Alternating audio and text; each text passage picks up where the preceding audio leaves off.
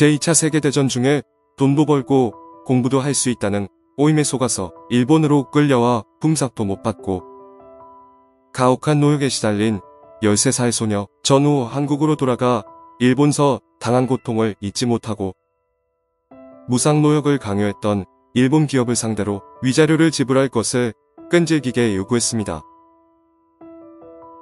다 함께 사는 공동선은 생명 존중과 평화를 바탕으로 민주주의를 추구합니다. 그리하여 간신히 재판을 통해서 그 요구가 인정되었습니다. 이 문제는 한일 양국이 해결해야 할 국가 간의 문제라고 생각되지만 무엇보다도 먼저 알아야 할 것은 가혹한 피해를 입은 그 소녀가 13살 때부터 지금까지 구제되지 못하고 방치되어 왔다는 사실입니다. 한국 대법원은 그녀의 호소를 어떻게 인정하고 받아들이게 되었는지 그 판결문을 읽고 생각해 봅시다. 이 글은 2019년 9월에 일본에서 징용공 재판과 청구권협정 한국 대법원의 판결문을 읽다라는 제목으로 일본인 야마모토 세이타의 5명의 변호사가 쓴 책의 서문에 있는 내용이다.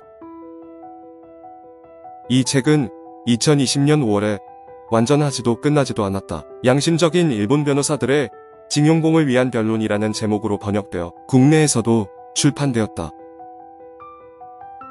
윤석열 정부가 일본의 강제동원 기업에 배상을 명령한 대법원 판결을 휴지 조각으로 만들어버리고 한국 기업이 참여하는 제3자에 의한 배상 방침을 피해자의 동의도 없이 강행하는 대일 굴욕 종속 외교를 펼치고 있다.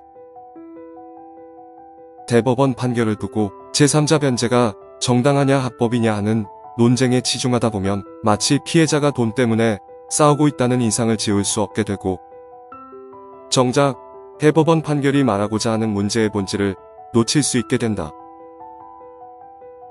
2018년에 대법원 판결이 역사적이라고 하는 이유는 이 판결이 일제가 한반도를 불법 강점하여 식민 통치를 했다는 사실과 한국인에게 반인도적 불법 행위를 저지른 사실에 대해 일관되게 합법적이었다고 주장하는 일본의 행위를 지금이라도 바로잡겠다는 결의를 표명했다는 사실이다.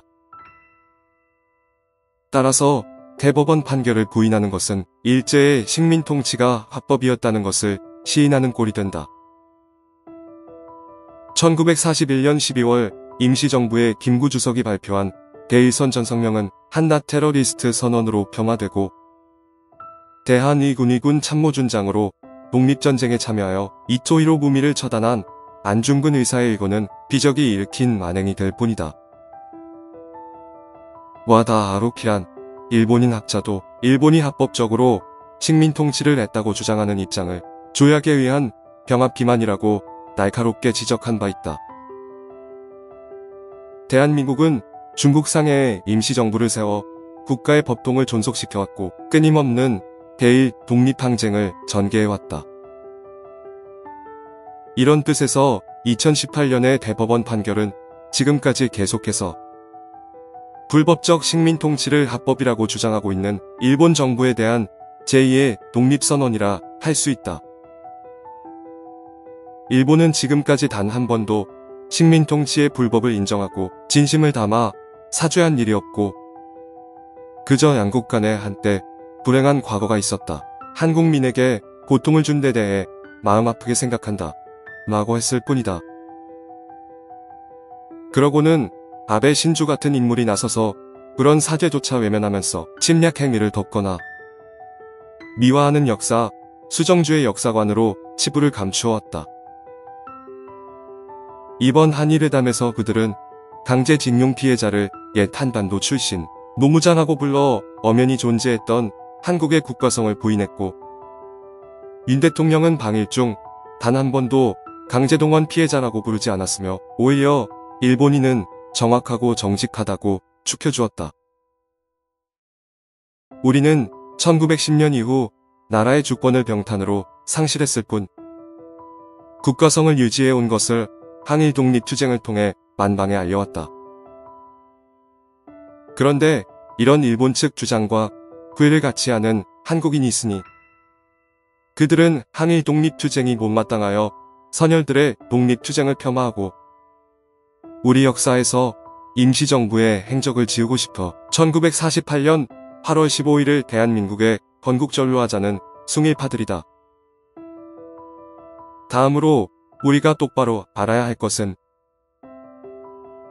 대법원 판결 1965년에 체결한 한일 청구권협정과는 전혀 상충하지 않는다는 사실이다.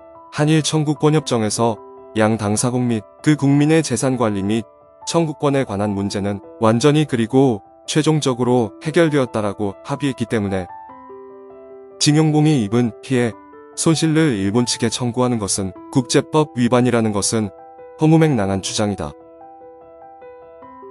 일본 정부야말로 청구권협정을 부당하게 동원하여 한국의 사법권을 침해하고 있으며 주권 상호 존중이라는 국제사회의 가장 기본적인 규범을 어기고 있는 것이다. 지금까지 지속되어 온 한일 간 갈등은 대법원 판결 때문이 아니라 국제법을 위반한 일본 정부의 부당한 공격 때문에 생긴 것이며 1965년의 청구권협정과 2018년의 대법원 판결은 전혀 상충하지 않고 모순되는 것도 아니다. 대법원 판결문은 강제동원을 불법 강점에 직결된 비인도적 불법행위라고 판시한 것으로 청구권협정 적용 대상이 아니라고 명시하고 있다. 한일 간 문제에서 일본 정부는 2000년경까지만 해도 한일 청구권협정으로 문제가 완전히 해결되었다고 주장하지 않았다.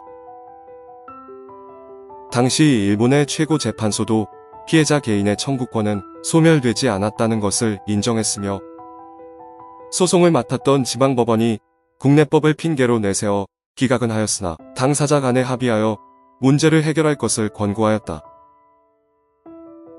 그러나 일본 정부의 불리한 하급심 판결이 이어지고 잇따라 한국의 대법원 판결이 나오자 돌연 태도가 돌변하여 해석을 달리하면서 1965년의 청구권협정으로 해결이 완료되었다고 주장하고 나선 것이다. 사례 1. 신일본 제철, 현 일본 제철 재판. 강제동원 피해 유족 11명이 1965년 9월 미지급된 임금의 지급, 유골 반환 등을 요구하며 소송했으나 패소.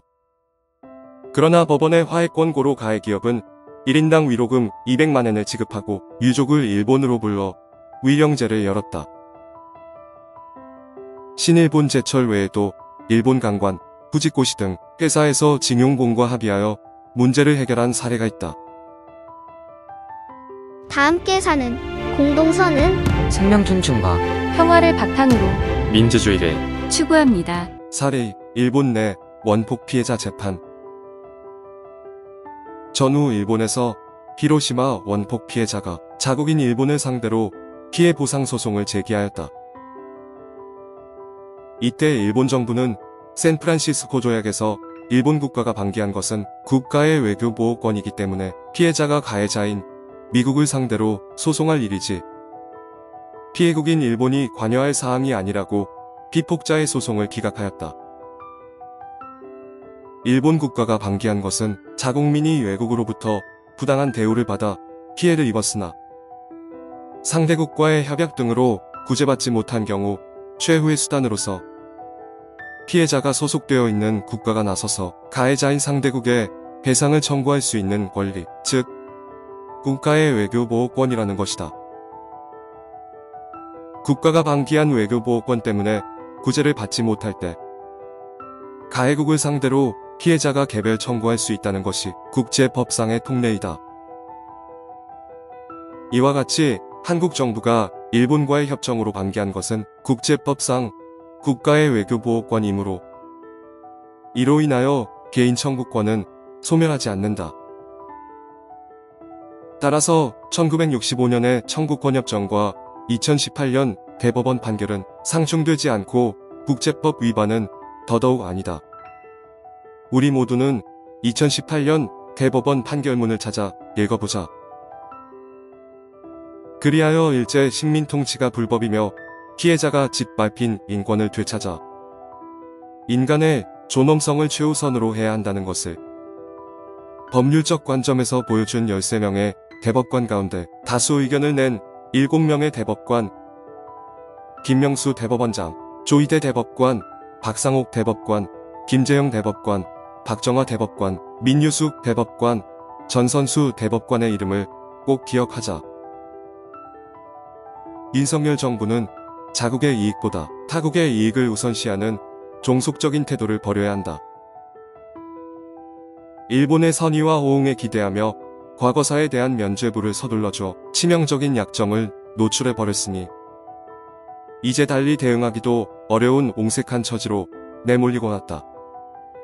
굴욕 외교의 모습을 간파한 일본이 산적되어 있는 양국 간 현안. 2015년 위안부 합의 시행, 후쿠시마 오염수 방류와 수산물 수입 문제, 마라도 남단 7광구 정유권 문제, 독도 영유권 문제 등에서 앞으로 얼마나 고압적으로 나올지 항복 외교의 후폭풍이 예측 난망이다. 역사 문제는 가해자인 일본이 변하지 않으면 근본적 해결이 어렵다. 일본 정부가 건전한 두 나라의 국교 수립을 바란다면 한국 대법원 판결에 대한 공격을 즉시 중단하고 가해 기업이 보상할 수 있도록 지원하고, 한국 정부는 그동안 피해자들이 20년 넘게 싸워 비로소 손에 쥔 대법원의 강제동원 판결을 부정하는 제3자 변제한 해법을 즉시 철회하고 일본 기업이 배상할 수 있도록 현금화 절차를 개시해야 한다. 국치, 그 치욕을 되풀이하지 않으려면 윤석열 정부는 대법원 판결이 반드시 지켜져서 이행되어야 한다는 것을 명심해야 할 것이다.